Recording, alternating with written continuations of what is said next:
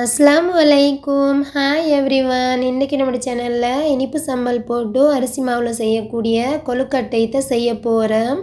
இந்தியாவில் இதை பூரண கொழுக்கட்டைன்னு சொல்லுவாங்க. அதுதான் இன்றைக்கி செஞ்சு காட்ட போகிறேன். இப்போ வாங்க எப்படி செய்யலாம்னு பார்ப்போம்.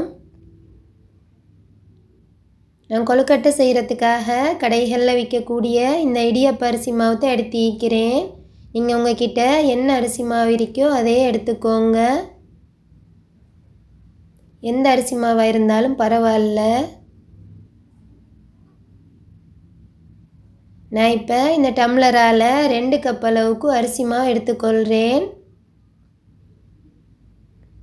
தேவையான அளவு டேஸ்ட்டுக்கு ஏற்ற மாதிரி உப்பு சேர்த்துக்கோங்க. மாவில் சேர்த்து பிசைகிறதுக்காக தண்ணியை நல்லாவே கொதிக்க வச்சு எடுத்துக்கோங்க. அப்போ தான் கொழுக்கட்டை மிச்ச நேரத்துக்கு எங்களுக்கு சாஃப்டாகவே இருக்கி. கொதிக்க வச்ச தண்ணியை கொஞ்சம் கொஞ்சமாக மாவில் சேர்த்து கம்பாலே மிக்ஸ் பண்ணி எடுத்துக்கொள்கிறேன்.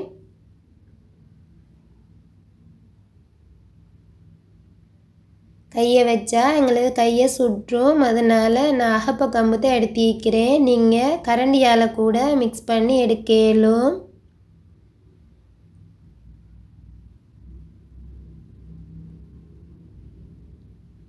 இப்போ கொஞ்சம் கொஞ்சமாக தண்ணியை சேர்த்து எல்லா மாவையும் கம்பாலே மிக்ஸ் பண்ணி எடுத்துக்கோங்க.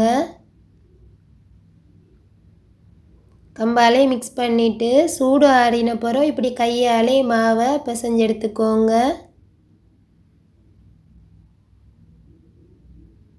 இடியப்பத்துக்கு மாதிரி இல்லாமல் கொஞ்சம் டைட்டாகவே பிணைஞ்சு எடுத்துக்கோங்க. அப்போ தான் எங்களுக்கு கொழுக்கட்டை பிடிக்க போக்கில் கையில எல்லாம் ஒட்டாமல் அழகாக வரும்.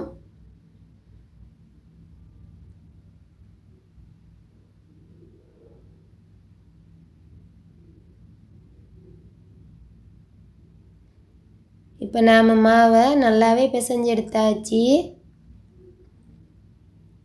சம்பல் செய்ய காட்டிலும் மாவை கொஞ்சம் மூடி ரெஸ்ட்டாக விட்டுறணும். இப்போ சம்பல் செய்கிறதுக்கு ஃபஸ்ட்டுக்கு சீனியை சேர்த்துக்கொள்ளணும். நீங்கள் எந்த அளவுக்கு சம்பல் செய்கிறதுக்கு தேங்காய் பூ எடுக்கிறீங்களோ அதுக்கு இனிப்புக்கு ஏற்ற மாதிரி சீனி எடுத்துக்கோங்க. கருப்பட்டியும் சேர்க்கலும். கருப்பட்டி இருந்தால் சீனிக்கு பதிலாக சேர்த்துக்கோங்க. கருப்பட்டியால் செய்ய போகிறீங்கன்னா நல்லா கிரைண்டரில் தூள் பண்ணி எடுத்துட்டு சீனிக்கு பதிலாக மெல்ட் பண்ணி எடுத்துக்கோங்க. நான் இன்றைக்கி சீனியில் தான் செஞ்சுக்கிறேன். இப்போ சீனியை சேர்த்துட்டு நல்லாவே கோல்டன் ப்ரௌன் கலருக்கு கெரமலைஸ் பண்ணி எடுத்துக்கொள்கிறேன்.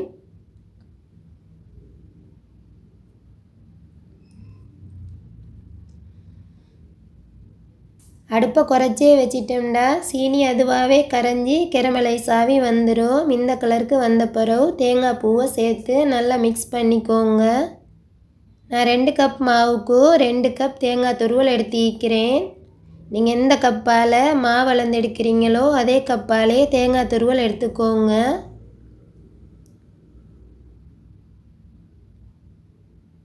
நல்லா மிக்ஸ் பண்ணிக்கொண்டே இருக்கக்குள்ள இது மாதிரி சம்பல் கலர் மாதிரி வந்துட்டுன்னா சம்பல் ரெடி ஆகிட்டு.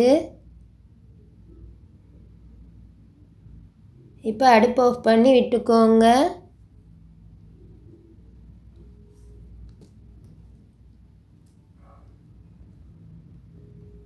இப்போ மாவில் கொழுக்கட்டைகளெல்லாம் செஞ்சு எடுத்துக்கொள்ளுவோம்.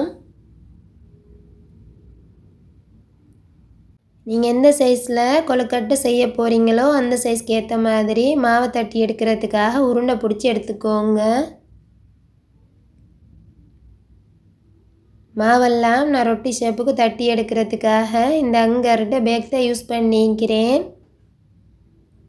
நீங்கள் உங்கள்கிட்ட வாழை இலை இருந்தால் அதே யூஸ் பண்ணிக்கோங்க. அது இன்னும் ஈஸியாக இருக்கும். இந்த பேக்கில் நல்லாவே கொஞ்சம் எண்ணெய் தடவி விட்டுட்டு உருண்டை பிடிச்ச மாவை இப்போ தட்டி எடுத்துக்கோங்க. உங்களோட சைஸ்க்கு ஏற்ற மாதிரி ரவுண்ட் ஷேப்புக்கு.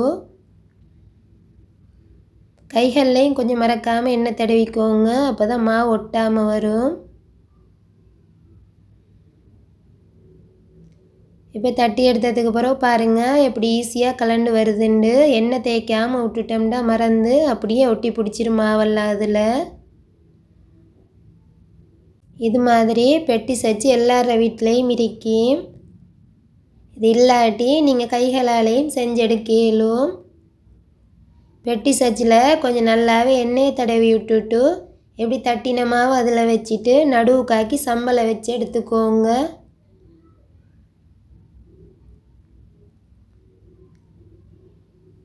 இப்போ அச்சை மூடி விட்டுட்டு பேலன்ஸ் சீக்கிர மாவை பிச்சு எடுத்துட்டோம்னா அழகான ஷேப்பில் எங்களுக்கு கொழுக்கட்டை கிடச்சிரும்.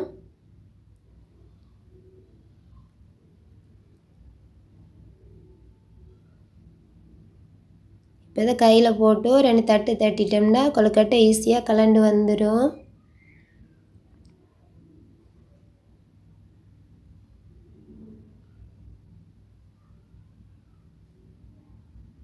அந்த காலத்துல எல்லாம் இந்த கொழுக்கட்டை சரியான மட்டும் ஃபேமஸாக. இப்போயும் தான் ஊருக்கு போனால் அம்மாக்கிட்ட என்ன சரி டிஃப்ரெண்ட்டாக செஞ்சுத்தாங்கன்னு கேட்டால் அவங்களுக்கு தெரிஞ்ச ஒரே சாப்பாடு இது தான். இதைத்தான் ஒரே செய்வாங்க. அந்த காலத்தாக்களோட ஃபேவரேட்டும் கூட இந்த கொழுக்கட்டை. ஆனால் அந்த காலத்துல எல்லாம் கொஞ்சம் எல்லாமே கஷ்டப்பட்டு கையாலேயே தான் செய்வாங்க. இந்த காலத்துல எல்லாம் நமக்கு இந்த அச்சு மாதிரி ஈஸியாக எல்லாமே கிடைக்கிது. வேலையும் அதனால் நமக்கு ஈஸியாக ஆயிரும்.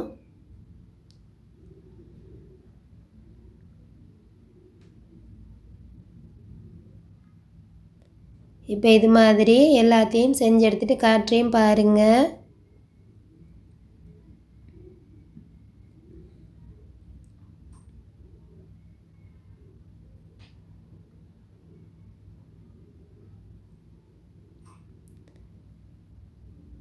இப்போ எல்லாத்தையும் இது மாதிரி ரெடி பண்ணிவிட்டு நான் ரைஸ் குக்கரில் தான் வச்சு அவிச்சு எடுக்க போகிறேன். நீங்கள் உங்கள்கிட்ட இட்லி குக்கர் இருந்தால் அதுலேயும் கேஸ் அடுப்பில் வச்சு அவிச்சு எடுக்க இயலும்.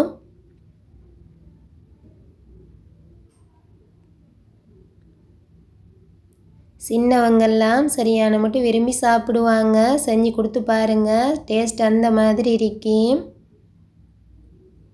இப்போ ஸ்டீமரில் கொஞ்சம் எண்ணெய் தடவிட்டு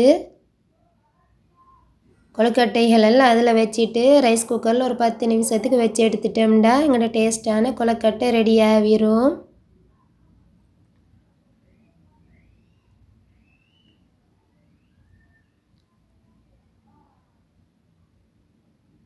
இப்போ ஒரு 10 நிமிஷத்துக்கு வச்சதுக்கு பிறகு ஒரு கத்தியாலேயோ கரண்டியாலேயோ இப்படி குத்தி பார்த்தீங்கன்னா ஒட்டாமல் வரணும். அதுதான் வெந்துட்டான்னு பார்க்குறதுக்கு கரெக்டான பதம். சரி ஃப்ரெண்ட்ஸ், இதோட வீடியோ முடியுது. நம்மளோட வீடியோவில் அவ்வளோ பிடிச்சிருந்தா லைக் பண்ணுங்கள், உங்களோட ஃப்ரெண்ட்ஸ் அண்ட் ஃபேமிலிக்கு ஷேர் பண்ணுங்கள். இது மாதிரி இன்ட்ரெஸ்டிங்கான ரெசிபிகள் உங்களுக்கு கண்டினியூஸாக வரணும்னா நம்மளோட சேனலை கட்டாயம் சப்ஸ்கிரைப் பண்ணி வச்சுக்கோங்க. நான் இன்னொரு நல்ல வீடியோடு உங்களை எல்லாரையும் சந்திக்கிறேன். பாய்.